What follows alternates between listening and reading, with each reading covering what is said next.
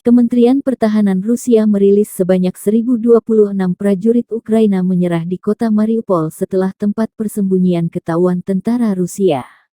Di kota Mariupol, dekat pabrik baja Illich, 1.026 prajurit Ukraina dari Brigadi Marinir ke-36 sukarela meletakkan senjata mereka dan menyerah kepada angkatan bersenjata Rusia.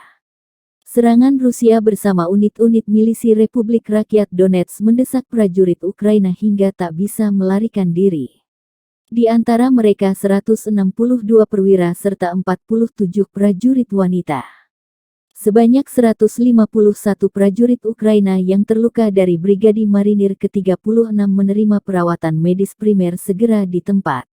Kemudian dibawa ke rumah sakit kota Mariupol untuk perawatan lebih lanjut, kata juru bicara Kementerian Pertahanan Rusia, Mayor Jenderal Igor Konasenkov dikutip Tribun Timur. In Mariupol city, near the Illich Steelworks, 1,026 Ukrainian servicemen of the 36th Marine Brigade have voluntarily laid down their arms and surrendered as a result of a successful offensive by the Russian Armed Forces and Donetsk People's Republic militia units.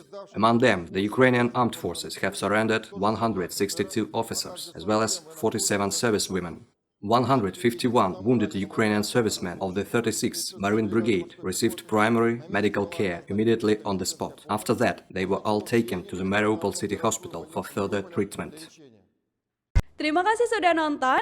Jangan lupa like, subscribe, dan share ya.